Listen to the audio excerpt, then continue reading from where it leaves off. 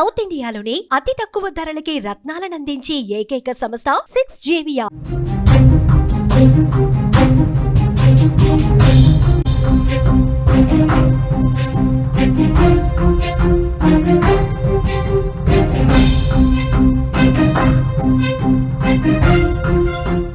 సుప్రీంకోర్టులో వివేక హత్య కేసు విచారణ వచ్చినట్టుగా తెలుస్తుంది. మరోసారి సుప్రీంకోర్టు వాయిదా వేసింది. కేసులో ఇంకా విచారణ అవసరమా అని కూడా న్యాయస్థానం అంటోంది. సాక్ష్యాలను ధ్వంసం చేశారని సిబిఐ న్యాయవాది చెప్పుకొచ్చారు. సమగ్ర వివరాలతో అఫిడవిట్ దాఖలు చేయాలని కూడా సుప్రీం మరోసారి ఆదేశించినట్లుగా సమాచారం. వచ్చే విచారణను ఈ నెల 16వ తేదీకి వాయిదా వేస్తున్నట్లుగా కూడా కోర్టు తీర్పునిచ్చింది. మాజీ మంత్రి వైఎస్ వివేకానందరెడ్డి హత్య కేసు విచారణ మళ్లీ వాయిదా పడింది. అఫిడవిట్ దాఖలకు సిబిఐ కోరడంతో తదుపరి విచారణను జస్టిస్ ఎంఎం సుందరేష్ ధర్మాసనం ఈ నెల 16కి వాయిదా వేసింది. సమగ్ర వివరాలతో అఫిడవిట్ దాఖలు చేయాలని కూడా సుప్రీంకోర్టు ఆదేశించినట్లుగా తెలుస్తోంది. ఇక ఇదే అంశానికి సంబంధించిన మరింత సమాచారాన్ని మా ప్రతినిధి సుదర్శన్ అందిస్తారు. సుదర్శన్, సుప్రీంకోర్టులో మరోసారి వివేకానందరెడ్డి హత్య కేసు విచారణకు వచ్చింది. ఇప్పుడు 3 వాదనలు జరిగాయి. ఇక్కడ ఒకటి, నిందితులు ఎవరైతే ఉన్నారో వాళ్ళ బెయిల్ రద్దు చేయాలంటూ సునీత వేసినటువంటి పిటిషన్ ఒకటి, అలాగే వాళ్ళ నిందితుల బెయిల్ రద్దు చేయాలంటూ సిబిఐ వేసినటువంటి పిటిషన్ ఒకటి. ఇప్పుడు మరొకటి, సిబిఐ ఈ కేసులో ఇన్వెస్టిగేషన్ పూర్తి చేసిందా, ఇంకా చేయాల్సి ఉందా అనే దానిపైన కోర్టు అడిగినటువంటి ప్రశ్న. ఈ మూడింటికి సంబంధించి ఈ రోజు విచారణ జరిగింది. అయితే దాన్ని నిర్ధారించుకోవడానికి మాకు కొంత సమయం కావాలంటూ సిబిఐ లాయర్లు కోర్టు దృష్టికి తీసుకువచ్చారు. సంపూర్ణ వివరాలతో ఈ నెల 16వ తేదీన సిద్ధంగా ఉండాలి, అఫిడవిట్ వేయాలంటూ కూడా సిబిఐని సుప్రీంకోర్టు ధర్మాసనం ఆదేశించింది. అంటే సిబిఐకి గతంలోనే సుప్రీంకోర్టు ఒక డెడ్ లైన్ పెట్టింది. సిబిఐ వివేకానందరెడ్డి హత్య కేసు విచారణ ముగిసిందా లేదా, ముగిసింటే ఎంతవరకు వచ్చింది, ఏంది, మాకు రిపోర్ట్ సబ్మిట్ చేయాలంటూ గతంలోనే ఒక డెడ్ లైన్ సిబిఐకి సుప్రీంకోర్టు పెట్టిన నేపథ్యంలో గతంలో జరిగినటువంటి వాయిదాలో ఆ సిబిఐ రిపోర్ట్ ను కోర్టుకు సబ్మిట్ చేశారు. అయితే దీనిపైన ఫర్దర్ గా ఇంకా విచారణ చేయాల్సి ఉందా, ఈ రిపోర్ట్ ఆధారంగానే మేము తీర్పు చెప్పాల్సి ఉంటుందా అంటూ సూటిగా సిబిఐని సుప్రీంకోర్టు ప్రశ్నించిన నేపథ్యం. దాంతో ఆ కేసు వాయిదా పడింది. ఈ రోజు మరికొంత సమయం కావాలంటూ సిబిఐ లాయర్లు వాదించడంతో 16వ తేదీకి వాయిదా పడింది. అయితే ఇప్పటికే తన తండ్రిని ఎవరు చంపారో తేల్చాలి అంటూ సునీత ఒకవైపు కోర్టుల చుట్టూ తిరుగుతూ ఉంది. పులివెందులలో జరిగినటువంటి సంఘటన చివరికి దేశ అత్యున్నత న్యాయస్థానం సుప్రీంకోర్టు వరకు చేరింది. ఇప్పటికీ సుప్రీంకోర్టులో కూడా అనేక సార్లు వాయిదా పడినప్పటికీ కేసు విచారణ ముందుకు సాగట్లేదు. కేసులో తీర్పు వెలువడని పరిస్థితి. వివేకానందరెడ్డి హత్యకు సంబంధించి న్యాయం జరగని పరిస్థితుల నేపథ్యంలో ఇప్పుడైనా ఈ కేసు విచారణ ఊపందుకుంటుందా లేదా, ఎందుకంటే మొదటి నుంచి కూడా ఈ కేసులో సిబిఐ మీద కొన్ని ఆరోపణలు వినిపిస్తూ ఉన్నాయి. కావాలనే కేసు విచారణను డిలే చేస్తున్నారంటూ కూడా గతంలో నేరుగా సునీతనే ఆరోపణలు చేసిన పరిస్థితి. అయితే సిబిఐ కూడా తనకు నచ్చినట్టు కారణాలు చెప్పుకుంటూ వచ్చింది.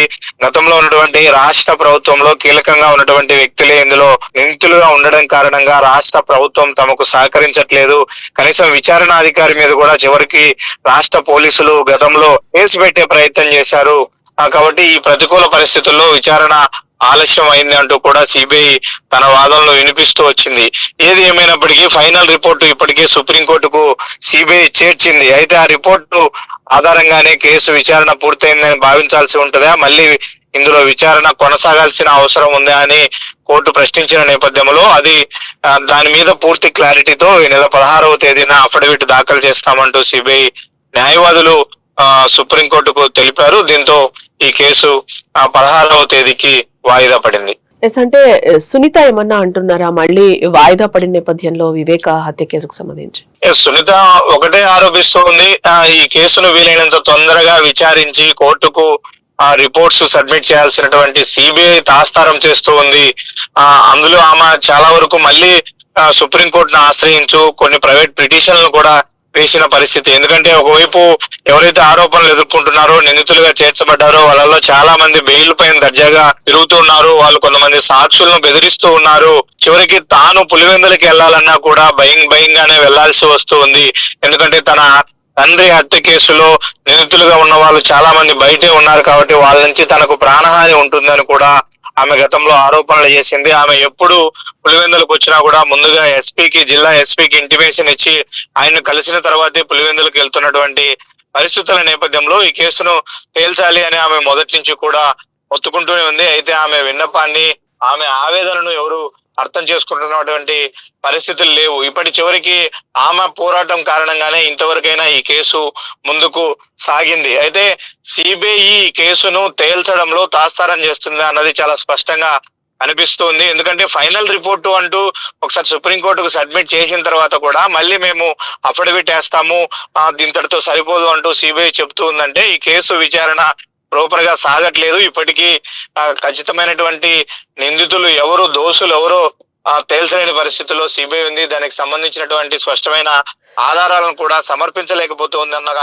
ఆరోపణలు ఎదుర్కొంటూ ఉంది. ఏది ఏమైనప్పటికీ ఈ నెల 16వ తేదీన సుప్రీంకోర్టులో సిబిఐ అధికారులు దాఖలు చేసే అఫిడవిట్ లో ఖచ్చితంగా పూర్తి వివరాలను మెన్షన్ చేయాల్సి ఉంటుంది. ఒక రకంగా సిబిఐ కేసు విచారణ ముగిసిందని కూడా చెప్పారు గతంలో సుప్రీంకోర్టుకి ఇదే సిబిఐ అధికారులు. కేసు విచారణ ముగిసిన తర్వాత ఇక ఆ రిపోర్ట్ ఆధారంగానే సుప్రీంకోర్టు జడ్జిమెంట్ ఇవ్వాల్సి ఉంటుంది. కానీ మళ్ళీ 16వ తేదీ అఫిడవిట్ లో ఏం కొత్త విషయాలు క్రోడీకరించబోతూ ఉన్నారు ఏందనేది కూడా తేలబోతుంది. ఆ రోజే నిందితుల బెయిల్ పిటిషన్లకు సంబంధించి, అంటే బెయిల్ రద్దు విషయానికి సంబంధించి కూడా కోర్టు ఒక నిర్ణయాన్ని వెలువడించే అవకాశాలు కనిపిస్తున్నాయి. రైట్.